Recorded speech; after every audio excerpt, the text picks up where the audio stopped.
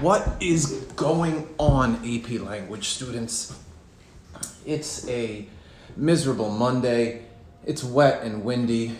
My lights have flickered every once in a while, and my goodness, if the power went out, that would be bad. All right, this video is gonna be different. Might be a little, I don't know, embarrassing for me. It's gonna be personal, that's for sure. But there's a reason for it. So it's not going to be directly related to work or rhetorical analysis content or test prep, but it is related in an important way, and I want you to hear me out. Okay, so stick with me through this video. But yeah, as I said, I'm going to be telling you some personal stuff, and what I'm going to be sharing are not my proudest moments. Well, wait, some of them I'm actually quite proud of, but the way it starts is definitely nothing to be proud of. All right, so let me tell you a little bit of a story. All right, let me just quickly interrupt here for a second and just say that, long story short, you have an assignment. You need to get yourself something that's going to serve as a journal for the next few weeks, couple of months, for at least the rest of the school year, and I hope that you're going to continue using it as we move through all of this. But get a journal, find something that you can use as a journal, anything. You're gonna have to show that to me within the next few days. I'm planning a synchronous lesson for us, and I have a feeling that one of the assignments that you're going to need to have completed in order to be ready for that synchronous lesson is just to be able to show me that you have a journal. That's it. I mean, maybe just show me. I'm not even gonna read it. I'm not reading your stuff, right? This is for you and for you only. So show me that you have something. Maybe flip the page open in the same way that I do, right? And so I know that you have started this.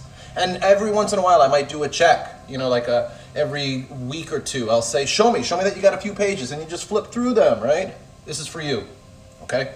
So get one soon, like today or tomorrow. Find one, whatever, anything will do. Doesn't have to be a fancy, cute little blue portable one. Marble notebook's fine, spiral notebook's fine, whatever. I'm cooking.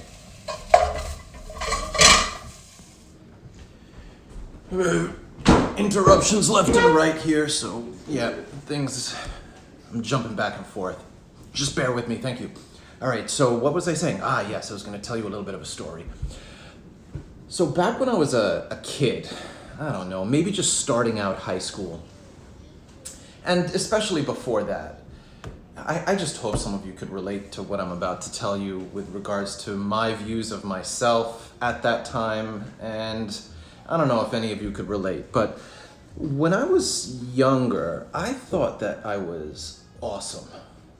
You ever think that you're just too awesome? I thought I was too awesome. Anyway, I was pretty confident about how awesome I was, and I knew, like, in my bones that eventually I was going to be great, to go on and become famous. I was going to famous for whatever reason. I didn't even know why. Part of me thought maybe I was going to become a rock star, or a famous actor, or some sort of a writer, or a humanitarian, or something like that. I was going to go and change the world for the better. I was going to influence people and make a difference in the world. And I just knew it. What happened, you might be wondering. We'll get to that, all right? So, anyway, at one point, because I was so confident that I was gonna go and be amazing, I said to myself, remember, this is me, young and full of delusions of grandeur, right? I said to myself, you know what? Eventually, when I leave this mortal coil, when I leave this plane of existence, people will look back and think of Adam Bowman, and they'll wonder, how did he become the person that he became? What shaped how he became the person that he ended up becoming? How? And I said, you know what?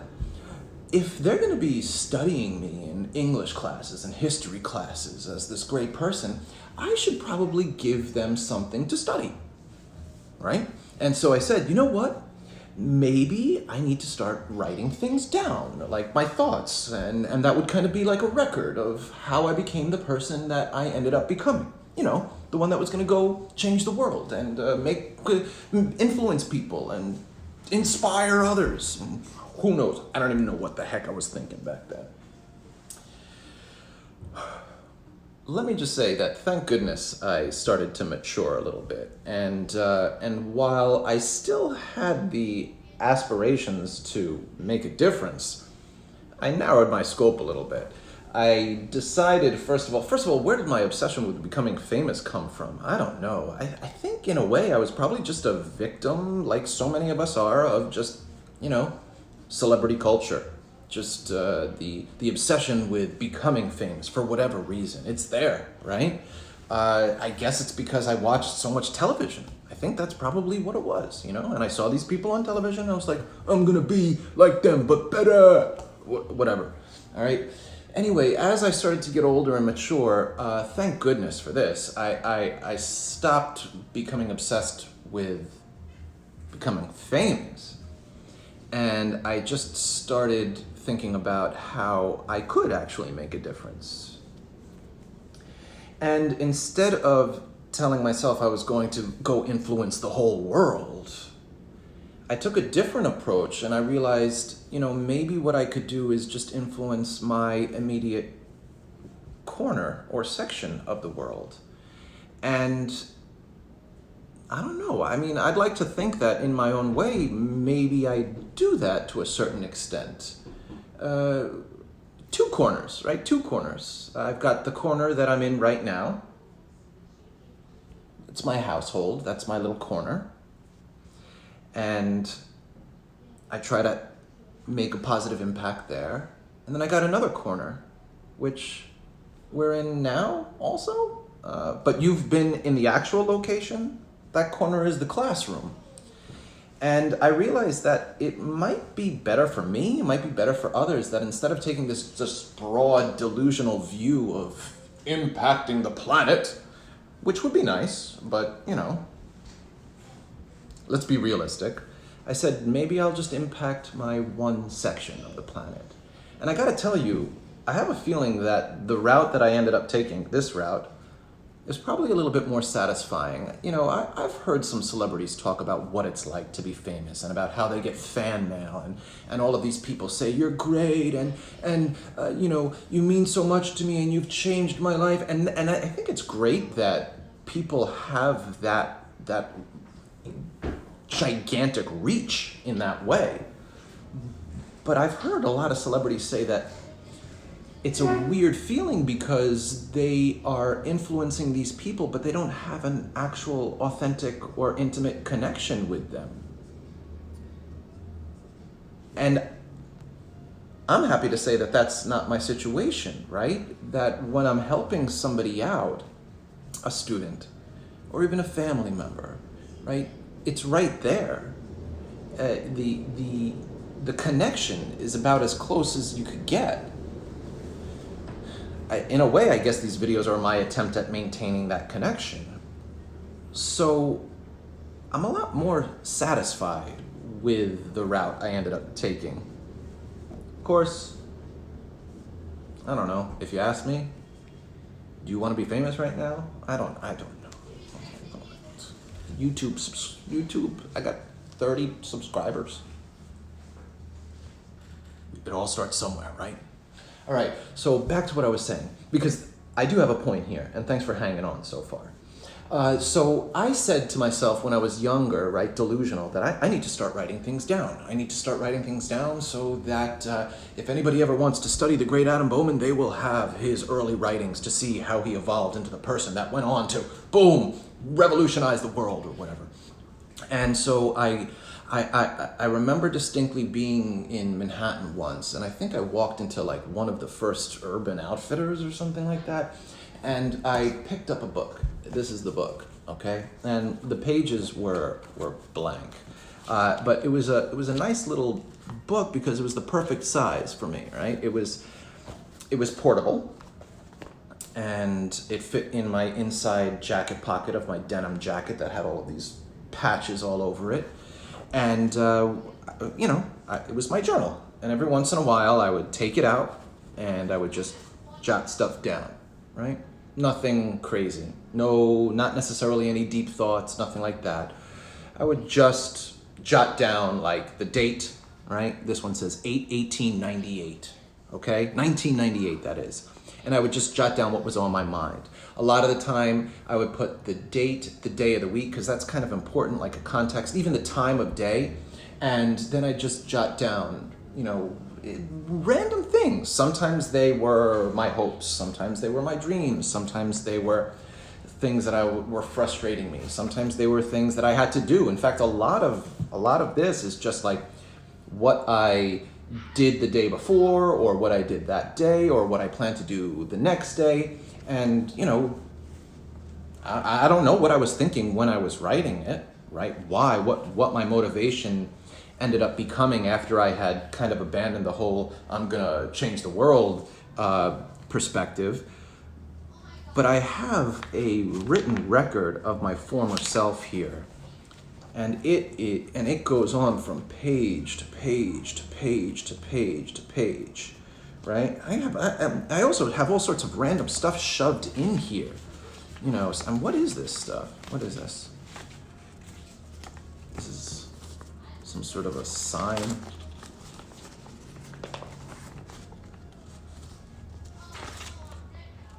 Okay, this is when I was in college. Oh, it's got my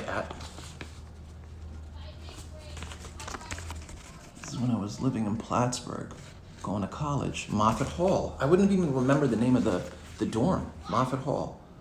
Look at what it says. This gives you an idea of where I was, right? So this is young Adam Bowman starting college, right? I kept this journal, starting high school and then towards the end of high school. And then as I started college and maybe through the first year or two of college and look at this. I must have pulled it off of, they sent it to me. Undeclared major, come to the blue room, learn about different majors on Monday, November 6th. This is from a time in my life when I had no idea what I was going to do for the rest of my life. I'm pretty sure I went to this meeting too, and that might have been I would have never remembered this. I would have not only not remembered the name of my dorm, but going to this, I even have a little quote that I wrote down here from something that just inspired me. I'd read it to you, but there's a larger picture here. I mean, I just shove random things in here. Here's a poem. I wrote poems. What is this? Oh my goodness. Okay. I can't believe I have this. Francis Lewis High School grade report. This is my report card for my senior year of high school. This was from 6/28/95. How many years ago is that? Okay, forget that. This video will be 20 minutes longer than it would be normally if I had to figure out the math. But it was a while ago. And you can see in my senior year, I had 4 classes. One of them was a study hall. And I was in English 4th year. Ooh, I got a 93 on that one. 93. Can you see that? 93. And I got honors economics. 70. And weight training, 85, of course. Gonna at least get an 85 with an overall average of an 81.5. Yeah, If you offered me $1,000 if I could remember what classes I took during my senior year of high school, I would have. Thank goodness I shoved this in there, because now I'm thinking of this English teacher, Meltzer, and this strange honors economics class that I was in, and the weight training class was a good one. But yeah, there's a larger point here, right? So, and this is, I think, what I'm getting at. So I decided to start journaling.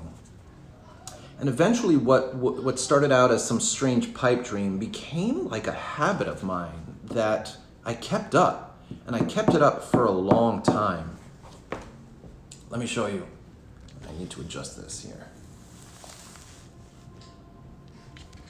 So this right here, and these aren't even all of them. This is Mr. Bowman's life in writing, in journals. These are full. This is me. These are my memories. These are my experiences. These are the events that helped shape me into who I am today. And the crazy thing is, human memory is extremely fallible. Like I said, I wouldn't have remembered this undeclared major meeting. I wouldn't have remembered the name of I wouldn't have remembered my courses, right? You know. And thank goodness, I almost on a whim decided to start jotting things down. Because I can go back into this journal, and I'll start with this first one here. And I could turn to some random page and read about where I was on a particular day, years and years and years ago, and what was going through my mind, my hopes, my dreams. April 7th, 1998.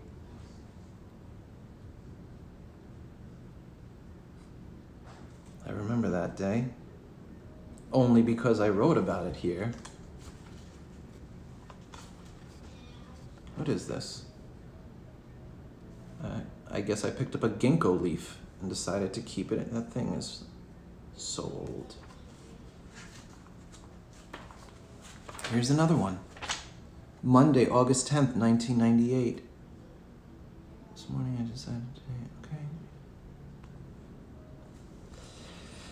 It's funny because a lot of this stuff I'm talking about, like my girlfriend at the time. Here's one, 10/31/97. Happy Halloween. This I wrote down at 12:15 a.m. I'll read it to you, all right? Again, maybe a little cringy, but whatever, okay? Just to give you an idea of what a typical entry is, and this is how small the entry is, right? It's just right here, right here. That's it. Okay, there's more, but that's another thing, all right? So it says, I just got off the phone with Amanda. That was my girlfriend at the time when I was in college. Just got off the phone with Amanda. I know I should be down there helping her move into her wonderful, charming apartment if it weren't for a paper I have due Monday. Okay, she had just rented an apartment in Brooklyn and she needed help moving there. I couldn't go down to help her. I had work to do for school. Yeah, I remember that apartment too. I'm on my way to making a kick tonight. What does that even mean? Making a kick tonight. Kick. Morning class. I wonder if I have my mask up here. Mask? I sure hope I do. I'd love to wear it tonight. Oh, it was Halloween. I must have had some sort of scary mask. All right, so Halloween in college in 1997, right? Yeah. Let me put it this way. If I didn't write that down, it would be gone forever. There's this thing that we do called writing that has this almost like miraculous power of making things permanent. I could write something down now, put it away, and give it to you 10 years from now, and it's like that person 10 years ago is talking to you. This is like college student Adam Bowman is talking to 43-year-old Adam Bowman. And I just gotta thank that kid, because all of this would be lost. In these later books, right? In these later books, the ones that say record in them, these are the ones I would get at Walmart for like just a few bucks, and it says record because it's a record book, right? But to me, it was a commandment. It was commanding me. It was record, right? Record, and that was kind of like my philosophy while I walked around with these things. Just record things. You know, I mean, these are random. It's a mess. It's just all sorts of writing. There's no rhyme or reason. It's fragmented. Sometimes I started one book and moved to another. What is this? What is this? Oh. Okay. All right. This is authentically like look at the date. No, that's not the date side. There it is. Can you read that? It says 10/1/96. I think I was just in, this is one of my first English classes. Dr. Kutzer, she was the one who inspired me to become a teacher. If it weren't for a conversation I had with her during her office hours one day, I don't think I would have become a teacher. Anyway, she had us write a one-page, she had us do these exercises. Look at the grade I got at the bottom. It says, nice, A. Okay, she had this assignment where she would say, all right, this is an issue, and you could write one page. You cannot exceed one page, and the hard part was the questions were really good, and I had to refer to something that was going on in our readings in class and answer this question, and I decided to write a paper on G.I. Joe? He-Man?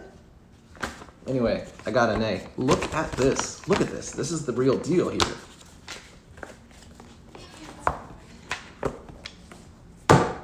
You can even see, right? Like, the fact that I was able to do well on that makes sense with where I am today.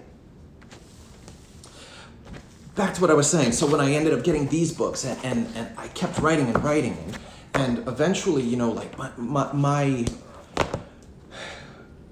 my hopes and dreams ended up becoming recorded in these things. Here's an entry from 1999. And then as this book goes on, right, what you could see, this is when I was student teaching. Mr. Vertiak. That was my cooperating teacher. I would have never remembered that guy's name. And if I read this, I'll be put right back there in South Colony High School or Middle School in Albany, where I was doing my student teaching. Like, but in these books, I've got like those moments that brought me to where I am today. You could find in this book or in this book here, I'm not sure which one it is, the me struggling to figure out like, what am I getting into with this woman that I've met? I met a woman, right? And I liked her, and she had a kid. And you could see my anxiety as I write about this, you know, talking about, I like this woman, but I'm young, and she's already got a kid. What am I getting into? This is a lot more serious. I better take it seriously. I ended up taking it seriously because that little 2-year-old of the woman that I met ended up becoming my stepdaughter, and that little 2-year-old is now 22 years old, and she's living on her own. But it's all here. Now, I hope this is making sense, and I hope that I'm doing something to just try to, like, maybe even in the slightest way, persuade you that this is something that's worth doing. Not even to mention the fact that, you know, eventually my kids and my grandkids might want to know what it was like to be me when I was younger. What was it like to be alive at a time when there was no such thing as the internet? I got it here, right? But there's another thing that we need to think about, because if there were ever a time to start writing for ourselves, it's now. We're going through something right now. Our community is going through something. Our state is going through something. Our country, our world is going through something. And it's worthy of reflecting upon and writing about. You'll be able to look back and see where you were in your mind during this whole ordeal. Give me a second. Yeah, so the other day this troublemaker got out of the house somehow, and holy cow, she rushed into the garage, and I had to capture her, and look at what she did to me. That's not it. Look. There. She scratched me. But we got her. Ay, ay, ay. Cassie, I love you, but you are trouble sometimes. You like that?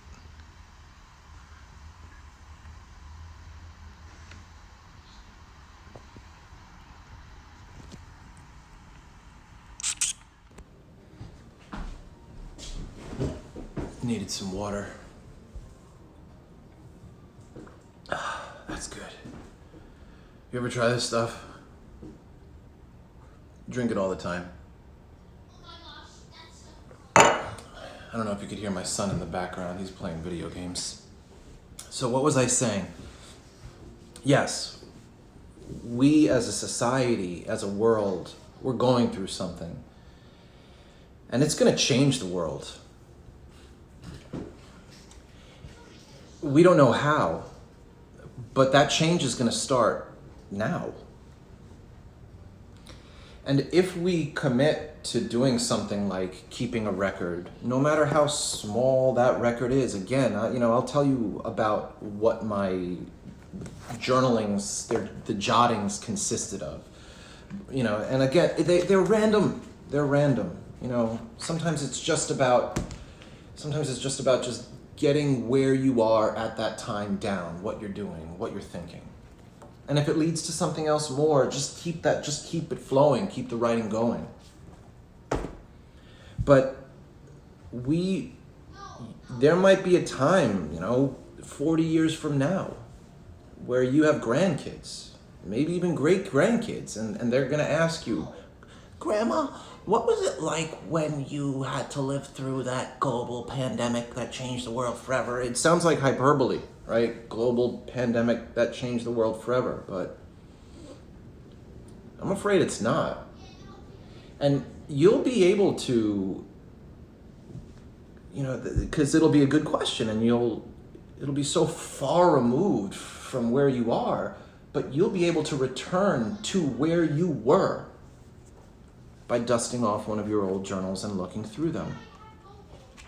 You'll be able to see how your thoughts changed from day to day, how your perspective shifted, what was going on in the world. It'll be a record. You could relive it. You could maybe even ask your grandkids to read it. You might even end up giving these to your loved ones.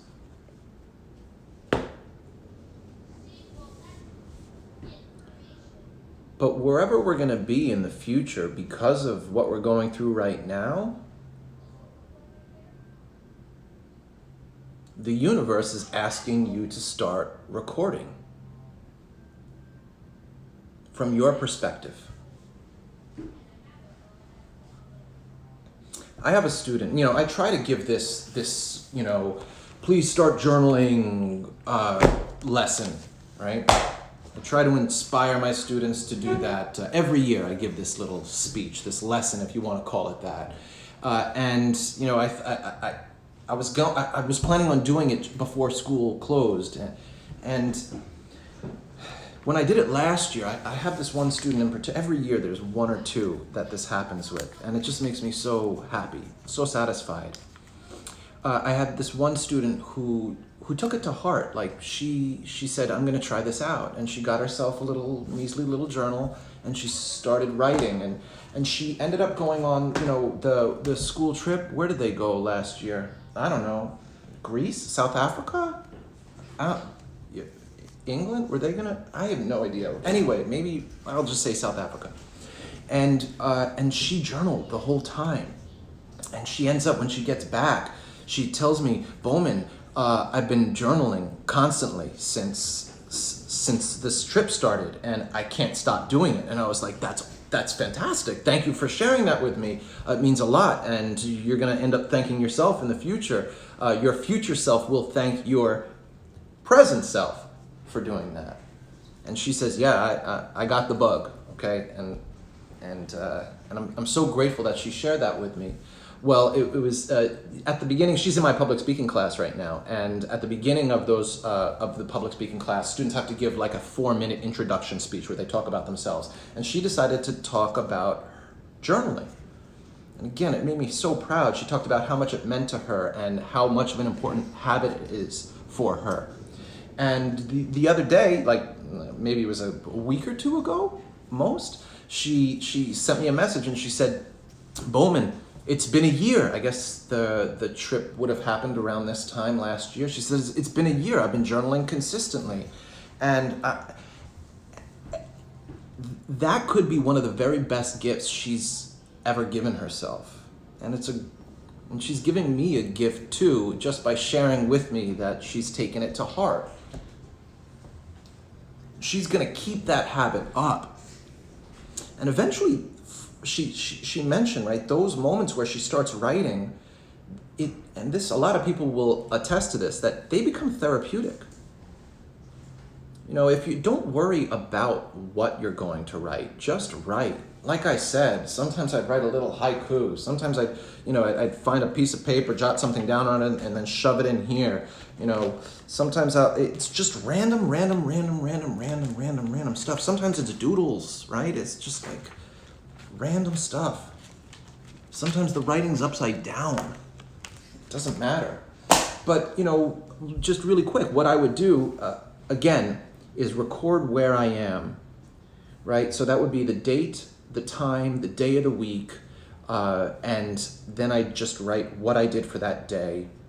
Sometimes it was what I did the day before, if I didn't get to journal the day before. Sometimes it was what I plan on doing the next day, and then I would do that again. But every once in a while, and this is where it really matters, every once in a while, what was going to just be kind of like a little list of a to-do list, right?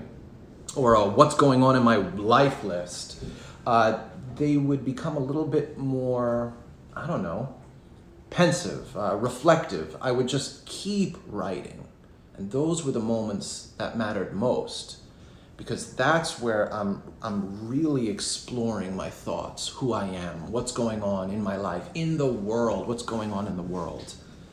And those were the most satisfying sessions. And those are the ones that I want you to even work up to, right? You start small, and it's not so much what you write, it's just that you get into the habit of doing it. And when I'm saying that I want you to do it, first of all, it's not want. Whether you want to or not, I'm requiring you to do this for the remainder of the year. And some of you will continue doing it after the school year ends. And some of you will be doing it, and some of you are going to tell me, I hope, Bowman, it's been a year this time next year when you're in my public speaking class. But it's not so much how much you write or what you write, it's just that you do it, and then all of the other stuff, the more valuable stuff, will eventually come. Eventually you get to this point where you're sitting and you're writing, and you might have started as like some sort of, as I said before, a to-do list, or or this is what I did yesterday type of list. And then you just keep going, and then you're in this almost bizarre alternate dimension where there's nothing that exists in the world, in the universe, but you, your mind, your pen, and the page, and what you write on it. And eventually you could get carried away. You keep going. Those moments are valuable. So we want to work up to that.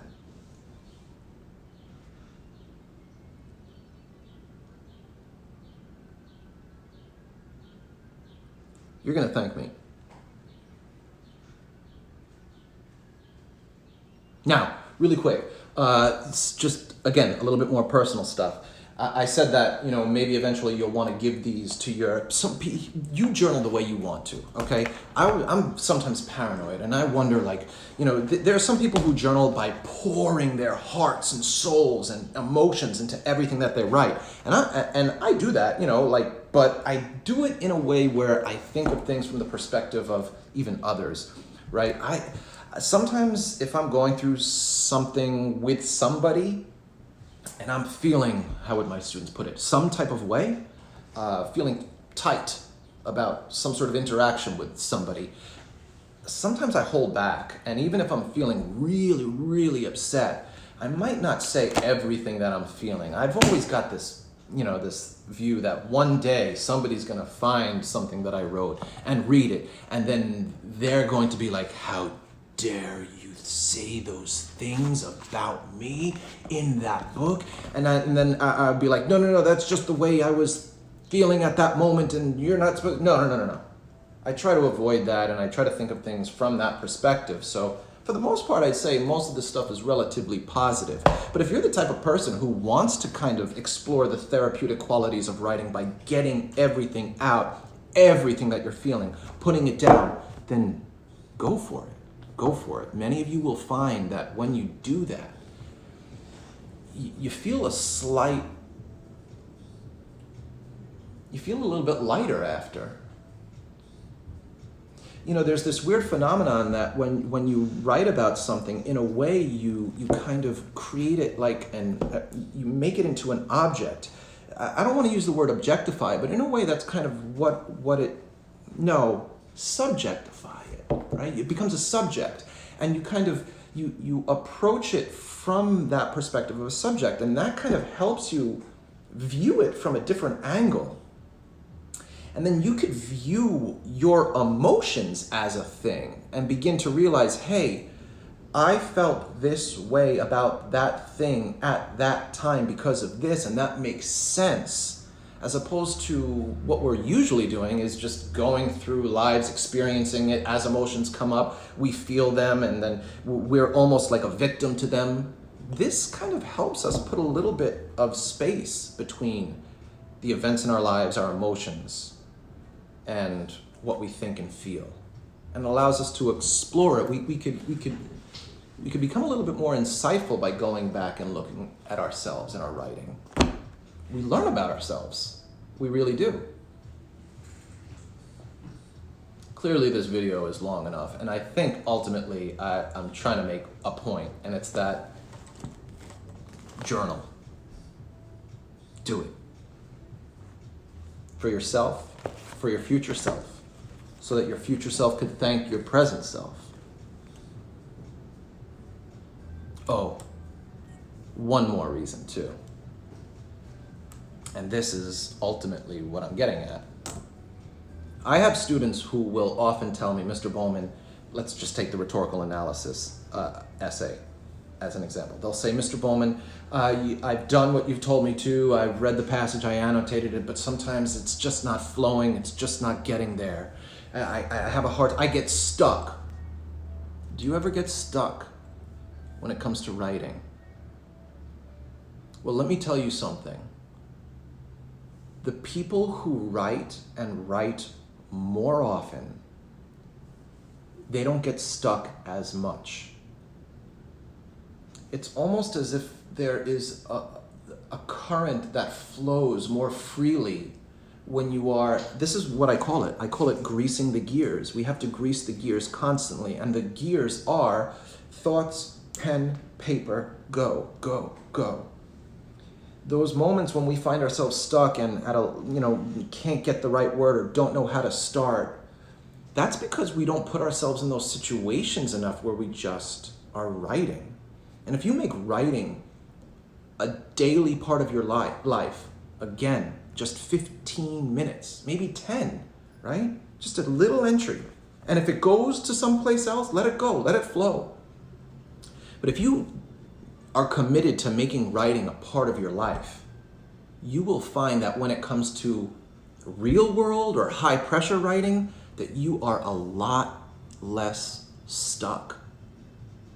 Sometimes what others will be struggling with to find the words for or find ideas for, you're right there in that flow state. It's going. And don't be hard on yourself. A lot of what we write, often when it's flowing like that, it might not be great. It doesn't matter. It's just, what matters is that you're doing it. Because once you've got something down, then you could go back and refine it, edit it, cut stuff out, cut a lot of stuff out. Find that little gem that really needs to be polished. So yeah, in a way, this journaling, very much in a way, this journaling exercise that I am asking you, no, telling you, assigning to you, it's test prep. And when you get to the day of that test and you've got those 45 minutes to read that passage and write that essay, let me tell you something. The fact that you have been writing for yourself consistently, almost every day, if not every day, will make the writing during those 45 minutes go so much more smoothly. You'll be so much more effective because you've greased the gears. Keep those gears greased. How? Give yourself a time every day. Actually, it doesn't, you don't have to set out a specific time. Just commit once, maybe twice a day. Jot some stuff down. You're gonna have to find a book, by the way. I don't care what you use, right? Some of these, it doesn't matter. It could be anything, okay? Any type of book, right? Anything that you got. It's always nice when you have a book that you're kind of proud of, right? The fact that this is so worn and it's all, yellowed with antiquity. Actually, no, this came yellow, but,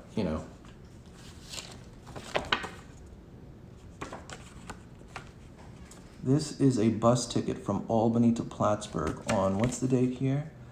3/11/99. Greyhound. I remember those bus rides. Gosh, those were something.